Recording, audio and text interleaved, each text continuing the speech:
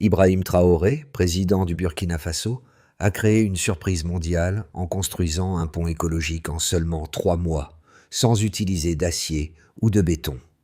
Utilisant uniquement des pneus usagés, il a défié les sceptiques et montré au monde qu'un pays comme le Burkina Faso pouvait non seulement se relever, mais aussi innover. Ce projet, né d'un défi technique et économique, est devenu un symbole de la souveraineté africaine, transformant des déchets en infrastructures et en fierté nationale. Mais ce pont est-il simplement une prouesse technique ou un tournant pour l'Afrique ?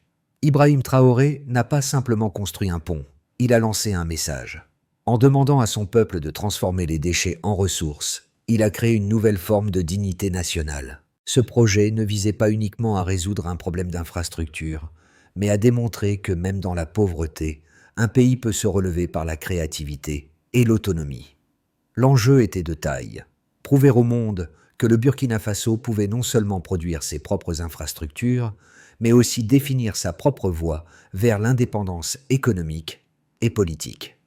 En défiant les attentes internationales, Traoré offrait une nouvelle vision pour l'Afrique. Une vision où les pays ne sont pas simplement récepteurs d'aide, mais producteurs de solutions. Le pont, symbole de cette souveraineté, était désormais un exemple pour d'autres nations africaines. Mais ce succès a-t-il des limites ? Et quel est l'impact réel sur la population burkinabé ? Le projet du pont de pneus a débuté dans le silence du désert du Sahel, mais en l'espace de 3 mois, il est devenu un symbole mondial. Ce qui semblait d'abord une expérimentation folle est désormais une réalité robuste, capable de supporter des camions et de relier des régions entières. Ce succès n'est pas seulement technique, il est politique et culturel. Traoré, qui avait longtemps été perçu comme un président controversé, a transformé un simple projet de recyclage en un acte de résistance et de réaffirmation de la souveraineté nationale. Il a su mobiliser ses concitoyens, les ingénieurs, les ouvriers et même les militaires pour travailler ensemble à la construction de cette œuvre étonnante. Le pont ESO est né du défi de l'isolement et du manque de ressources, mais aussi d'un besoin urgent de réinventer ce que l'on considérait comme des matières inutiles. Le Burkina Faso, un pays souvent considéré comme marginalisé, a non seulement prouvé qu'il pouvait survivre à la pauvreté, mais il a montré qu'il pouvait prospérer grâce à la réutilisation et l'innovation. Ce projet a d'abord été vu avec scepticisme par de nombreux observateurs étrangers, qui le considéraient comme un pari risqué et irréaliste. Pourtant, dès que le premier pont en pneus a été achevé, les doutes ont commencé à se dissiper. Les habitants, les étudiants et même les commerçants ont pris conscience qu'ils étaient en train de participer à quelque chose de bien plus grand qu'un simple projet d'infrastructure. Ils assistaient à la création d'une nouvelle forme de fierté nationale, une fierté née des ruines de la pauvreté. Ce projet a permis au Burkina Faso d'échapper à la dépendance extérieure, tout en redéfinissant son image sur la scène mondiale. Cependant, à quoi ressemblera l'avenir de ce modèle ? S'agit-il d'une solution durable ou d'une démonstration temporaire de ce que l'Afrique pourrait accomplir sans aide extérieure ? Le défi reste ouvert. Ibrahim Traoré, à 35 ans, n'était pas seulement un homme politique, mais un visionnaire dont les actions ont donné un nouvel élan au Burkina Faso. Ce projet de pont, en pneus, qui semblait initialement irréalisable, est devenu un tournant dans sa présidence, mais aussi dans l'histoire de l'Afrique. Traoré ne cherchait pas seulement à bâtir un ouvrage en béton ou en acier, mais à poser les fondations d'une nation autonome, capable de s'appuyer sur ses propres ressources. Pour lui, ce pont n'était pas une simple infrastructure. C'était un moyen de redonner espoir et dignité à son peuple. Le projet a rapidement fait écho dans tout le pays. Les ingénieurs, les ouvriers et même les soldats ont tous contribué à cette initiative qui a transformé la manière dont les Burkinabés percevaient leur capacité à surmonter les défis. Ce qui avait commencé comme une idée innovante est devenu un symbole national d'unité et d'ingéniosité. Le fait que le projet soit mené sans financement étranger et avec des matériaux locaux a renforcé la fierté collective et a permis à la population de se rendre compte qu'elle pouvait être l'architecte de son propre destin. Les impacts se sont rapidement fait sentir. Dans les zones rurales, des ponts ont été construits, permettant aux agriculteurs et aux commerçants de transporter leurs produits plus facilement et plus rapidement. Les routes, autrefois inaccessibles pendant la saison des pluies, sont devenues praticables tout au long de l'année. Cela a non seulement amélioré l'économie locale, mais a également renforcé le sentiment de cohésion et de solidarité parmi les Burkinabés. Le processus de construction du ponty écologique a débuté avec une vision simple mais audacieuse: utiliser les pneus usagés pour créer une infrastructure durable. Ibrahim Traoré, loin d'être un leader qui attendait des aides extérieures, a pris la décision de lancer un projet fondé sur les ressources locales. En rassemblant des ingénieurs, des ouvriers et même des soldats, il a transformé un défi technique en une prouesse symbolique. Dès le début, les scepticismes ont fusé. Les experts internationaux se sont demandé comment un pays comme le Burkina Faso, frappé par la pauvreté et l'isolement, pourrait se permettre de mener un tel projet sans l'aide de bailleurs de fonds. Mais Traoré, avec sa volonté de prouver que l'Afrique pouvait se relever par elle-même, a persisté. Les premiers mois ont été marqués par des épreuves: la chaleur accablante du Sahel, les difficultés logistiques et les doutes internes. Cependant, grâce à la mobilisation de toutes les îles, le travail a progressé rapidement. En 3 mois seulement, le premier pont est sorti de terre. Un exploit qui a non seulement surpris les Burkinabés, mais aussi la communauté internationale. Ce qui semblait une folie est devenu une réalité solide. Le pont a tenu sous le poids des camions et des marchandises, prouvant la résistance et l'ingéniosité des matériaux locaux. Ce succès a été accueilli comme un véritable exploit, et il a fait le tour du monde. Mais ce projet n'a pas seulement changé l'infrastructure du Burkina Faso, il a radicalement modifié l'image du pays. Le Burkina Faso, qui était souvent réduit à un simple point sur la carte de l'Afrique, en proie à des crises politiques et économiques, est devenu un modèle de résilience et d'autonomie. Les médias internationaux, qui avaient d'abord ri de cette idée, ont été contraints de revoir leur jugement. Des chaînes comme CNN et BBC ont couvert le projet, et bientôt, le nom de Ibrahim Traoré est devenu synonyme de leadership audacieux et d'innovation. Le succès de ce premier pont a ouvert la voie à d'autres projets similaires. En moins d'1 an, 15 autres ponts ont été construits à travers le pays, reliant les zones rurales isolées aux centres urbains. Cette expansion rapide a eu un impact direct sur l'économie du pays. Les coûts de transport ont chuté, les routes sont devenues accessibles toute l'année, et les marchés ont vu leur activité se multiplier. Plus important encore, ce projet a permis de créer des milliers d'emplois locaux. Le gouvernement burkinabé, soutenu par Traoré, a également mis en place un programme de recyclage à grande échelle. Ce programme visait à transformer d'autres déchets en matériaux de construction, une initiative qui a contribué à réduire la dépendance du pays aux importations. La création de ces infrastructures locales a également permis de renforcer la confiance de la population envers son propre gouvernement, qui, jusque-là, avait été vu comme dépendant de l'aide internationale. Ce modèle de développement basé sur la réutilisation des ressources locales a rapidement attiré l'attention des pays voisins.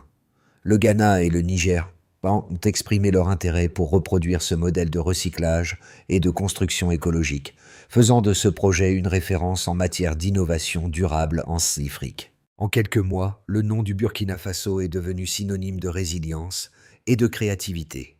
Cependant, avec ce succès, s'est venue une nouvelle série de défis. Le modèle Traoré, bien qu'efficace sur le court terme, pourrait-il se maintenir sur le long terme sans soutien extérieur? Les critiques se sont fait entendre, suggérant que l'absence d'aide internationale et le manque de ressources pourraient limiter la capacité du Burkina Faso à pérenniser ce modèle. Pourtant, Traoré restait ferme. Ce n'est pas une révolution d'image, c'est une révolution de rendement. Le succès du projet du pont en pneus ne réside pas uniquement dans sa réalisation technique, mais aussi dans les chiffres qui en attestent. En 3 mois, le Burkina Faso a démontré qu'il était possible de construire une infrastructure solide et fonctionnelle avec des matériaux locaux, et ce, à une fraction du coût traditionnel. Le premier pont, mesurant 52 mètres, a été achevé pour un coût bien inférieur aux normes régionales. Selon les données du ministère des Travaux publics, le coût de construction par mètre de pont a été réduit de 70% par rapport au projet de construction classique. Cette réduction de coût a eu un impact direct sur l'économie locale.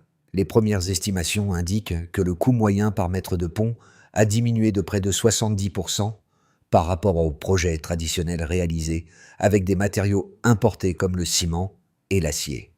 Ces économies ont permis au gouvernement de consacrer les fonds économisés à d'autres projets de développement, comme l'amélioration des infrastructures sanitaires et la création d'emplois. Les retombées économiques ne se sont pas arrêtées à la construction des ponts. Les effets secondaires de ces projets ont également été significatifs. Par exemple, les rapports du Fonds monétaire international (FMI) et de la Banque africaine de développement ont mis en lumière des gains tangibles dans les régions traversées par ces ponts. Le trafic commercial a augmenté de 25% dans certaines zones rurales, grâce à l'amélioration de l'accès aux marchés régionaux. Les coûts de transport agricole ont chuté de près d'un tiers, offrant ainsi aux agriculteurs une meilleure rentabilité et une plus grande stabilité économique. Mais les avantages ne se limitent pas à l'économie. Les ponts ont également permis de réduire les risques liés aux crues. Dans les régions qui étaient autrefois inaccessibles pendant la saison des pluies, les ponts ont permis aux communautés de rester connectées, réduisant ainsi les pertes humaines et matérielles causées par les inondations. Selon les autorités locales, la mortalité liée aux crues a diminué de 30% dans les zones proches des ponts. Un impact immédiat et tangible pour les populations. Le programme de recyclage lancé en parallèle du projet a également montré des résultats impressionnants. Plus de 3000 emplois directs ont été créés grâce à l'initiative de transformation des pneus usagés en matériaux de construction. De plus, le recyclage des déchets a permis de réduire l'empreinte écologique du pays, contribuant à une économie circulaire plus durable. Le succès de ce modèle a conduit à la planification de la construction de 60 autres ponts à travers le pays. En moins d'un an, 15 ponts supplémentaires ont été achevés et sont déjà opérationnels. Cela a permis de relier des provinces qui étaient auparavant isolées, facilitant ainsi les échanges commerciaux et l'accès aux services de base, tels que les écoles et les hôpitaux. Le modèle a non seulement permis de renforcer l'infrastructure du pays, mais a également créé un réseau économique qui soutient la croissance locale. Les statistiques témoignent également de l'impact social du projet. Dans les zones où les ponts ont été construits, les enfants gagnent en moyenne 2 heures par jour sur leur trajet scolaire. Les femmes commerçantes, qui étaient auparavant contraintes d'attendre la saison sèche pour traverser les rivières, ont désormais un accès permanent aux marchés régionaux, ce qui a entraîné une hausse des revenus familiaux de 12 à 18% dans certaines zones. Le projet de pont en pneus n'est donc pas seulement un exploit technique, mais un modèle de développement durable qui génère des bénéfices économiques, sociaux et environnementaux. Ces résultats mesurables montrent que l'innovation et la créativité peuvent produire des solutions viables, même dans les conditions les plus difficiles.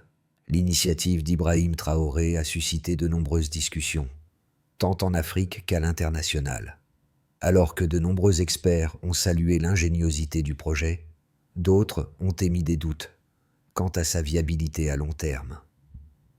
Les critiques ont fait valoir que, bien que le modèle de pont en pneus puisse être une solution temporaire dans un contexte de crise, il n'était pas conçu pour faire face aux défis complexes du développement à long terme. Un argument majeur des sceptiques réside dans la dépendance accrue aux matériaux locaux, qui, selon eux, ne peuvent pas garantir la durabilité à long terme des infrastructures.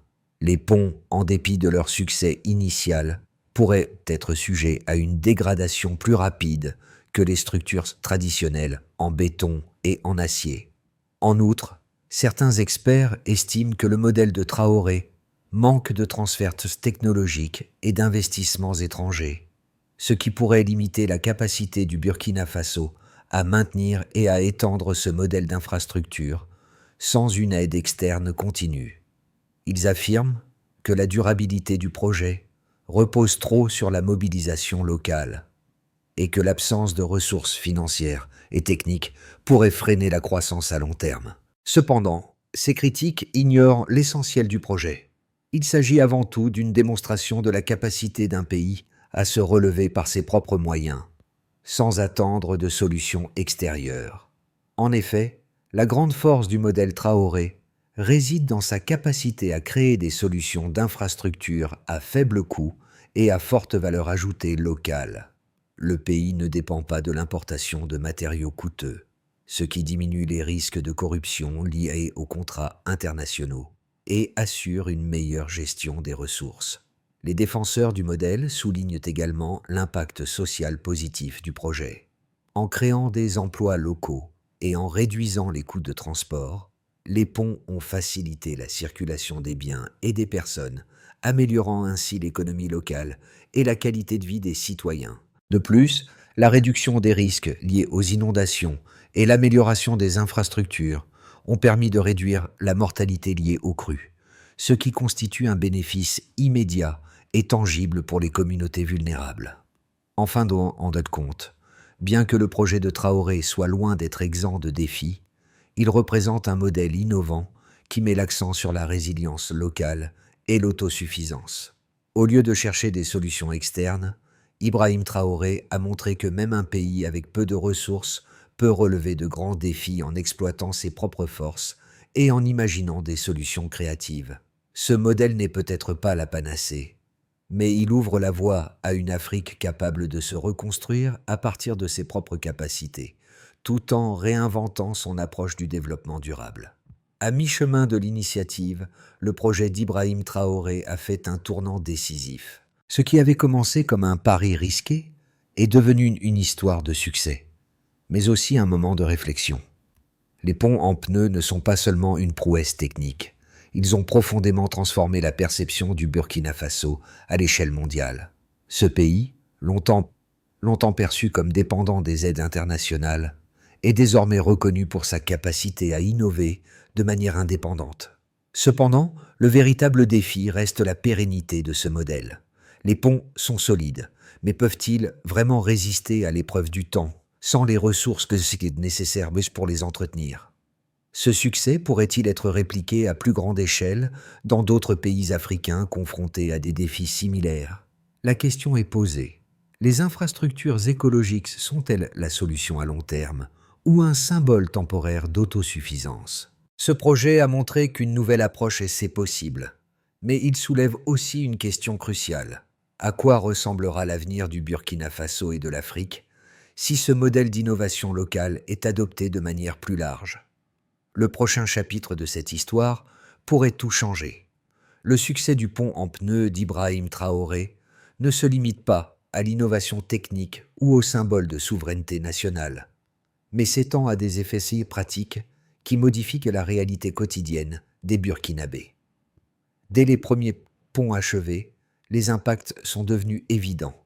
Les régions isolées ont été reliées, offrant aux populations rurales un accès plus facile aux services de santé, à l'éducation et au marché. Ce qui semblait une simple infrastructure est devenu un catalyseur pour le développement économique local. Les commerçants ont vu leurs activités se multiplier, bénéficiant de nouvelles opportunités de marché. Les agriculteurs, autrefois contraints par les saisons de pluie, peuvent désormais transporter leurs récoltes à travers les rivières, réduisant les pertes économiques dues aux conditions météorologiques. Un rapport du FMI a même révélé une augmentation de 25% du commerce local dans certaines zones, un chiffre qui témoigne de l'impact direct des ponts sur la stabilité économique. Mais les avantages ne se limitent pas aux aspects économiques. Les ponts ont également contribué à améliorer la sécurité des populations. Les inondations, autrefois responsables de nombreuses pertes humaines et matérielles, sont désormais mieux gérées. Le taux de mortalité lié aux crues a diminué de 30%, une statistique impressionnante qui démontrent l'efficacité des ponts dans la protection des vies humaines. Les routes, autrefois impraticables pendant la saison des pluies, sont désormais accessibles tout au long de l'année, offrant aux familles un meilleur accès à l'éducation et aux soins médicaux. Dans le même temps, ce projet a déclenché un changement de mentalité au sein de la population. En voyant que leurs efforts collectifs ont produit des résultats tangibles, les Burkinabés ont commencé à croire davantage en leur capacité à résoudre leurs propres problèmes. Ce sentiment de fierté collective s'est renforcé grâce à la nature collaborative du projet. Non seulement les ingénieurs et les ouvriers ont été impliqués, mais les soldats et les citoyens ont également joué un rôle clé dans la collecte des pneus et dans la construction des infrastructures. Cette participation a permis de renforcer les liens communautaires, car chacun a eu le sentiment de contribuer à un objectif commun. L'impact social s'est également manifesté par la création de milliers d'emplois directs. Le programme de recyclage des pneus a non seulement généré des emplois dans la construction, mais a également permis la création de nouvelles compétences au sein des communautés locales. De jeunes ingénieurs ont acquis une expérience précieuse dans la construction durable, et de nombreux ouvriers ont vu leurs compétences valorisées par un travail significatif. En outre, les femmes, souvent exclues des projets d'infrastructure, ont été pleinement intégrées, tant dans la construction que dans la gestion des nouveaux marchés créés autour des ponts. À l'échelle régionale, le modèle Traoré a inspiré d'autres pays du Sahel. Le Ghana, le Niger et d'autres nations africaines ont manifesté leur intérêt pour la reproduction de ce modèle. Des délégations africaines ont même proposé un échange de technologies et de ressources pour encourager l'adoption de pratiques similaires dans toute la région.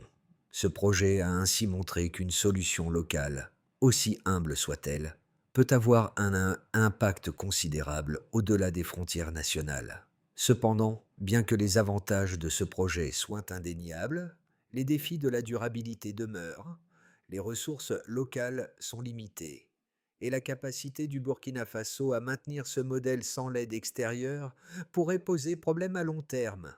Le pays devra trouver des moyens de continuer à financer ses projets tout en consolidant les gains économiques obtenus. Néanmoins, le modèle d'Ibrahim Traoré a posé les bases d'un changement fondamental dans la manière dont l'Afrique peut concevoir son développement. À mesure que le modèle de Traoré continue de se déployer, il est possible d'envisager plusieurs scénarios pour le futur du Burkina Faso et de l'Afrique dans les 6 à 12 mois à venir. Ces scénarios reflètent les défis auxquels le pays pourrait être confronté, ainsi que les opportunités qui pourraient en émerger à partir du modèle de recyclage des pneus et de construction durable. Il existe un scénario de base dans ce scénario, le Burkina Faso continue à progresser à un rythme modéré, avec une expansion constante du nombre de ponts écologiques. Le pays réussit à entretenir les infrastructures existantes grâce à la gestion locale et à la mobilisation des ressources internes. L'impact économique reste solide, mais modéré, avec une croissance continue des échanges commerciaux, de l'accessibilité aux services et de la réduction des inégalités régionales. Cependant, les défis d'entretien des infrastructures et de financement de nouveaux projets demeurent présents et le pays devra compter sur des fonds internes pour maintenir le rythme.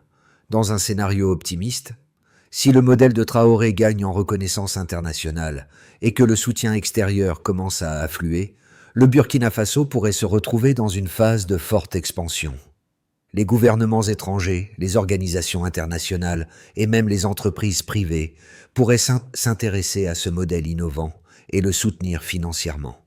Cela permettrait non seulement d'élargir le projet à d'autres régions du pays, mais aussi de renforcer l'infrastructure existante.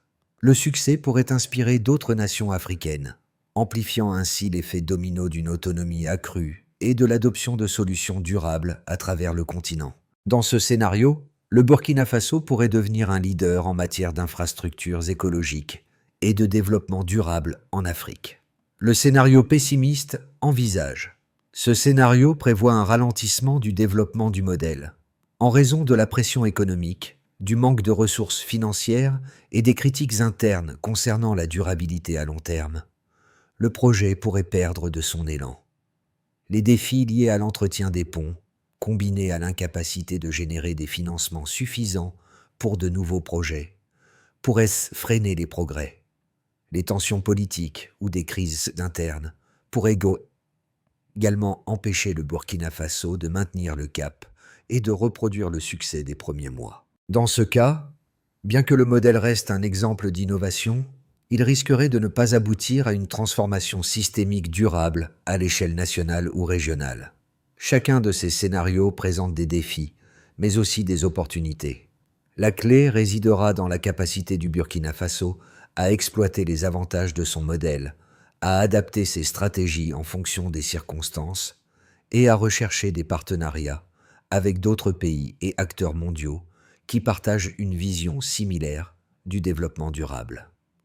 Le projet d'Ibrahim Traoré a transcendé les frontières du Burkina Faso, touchant non seulement les Africains, mais aussi le monde entier. En créant un pont en pneus, Traoré a montré que même les matériaux les plus déconsidérés peuvent être transformés en quelque chose de précieux. Il a montré qu'avec un peu de créativité, une nation appauvrie peut se relever sans l'aide des grandes puissances mondiales. Mais plus que cela, ce projet a fait quelque chose d'encore plus profond.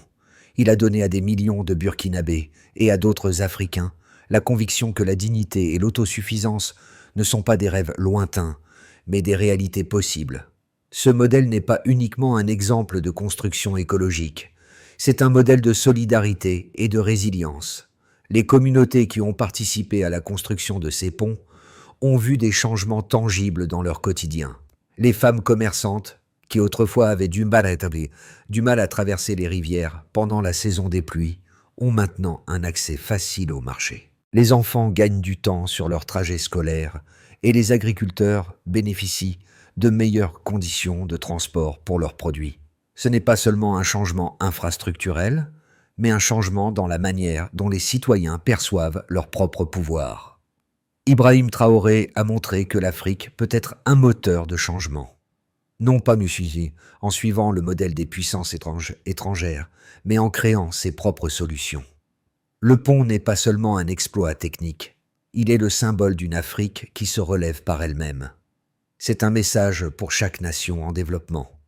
La véritable force réside dans la capacité à utiliser ce que l'on possède déjà pour se réinventer. Le succès du modèle de pont en pneus d'Ibrahim Traoré ne doit pas être considéré comme une fin en soi, mais plutôt comme le début d'un mouvement plus large de réinvention de l'Afrique. Pour que ce modèle continue à prospérer et puisse être reproduit dans d'autres pays, une série de solutions pratiques doit être mise en place. Voici une feuille de route en 3 étapes clés qui pourraient assurer la pérennité et l'expansion de ce projet. 1. La première étape pour assurer la pérennité du modèle est de renforcer les partenariats locaux et régionaux. Le premier pas pour pérenniser ce modèle consiste à renforcer les partenariats au sein de la communauté africaine.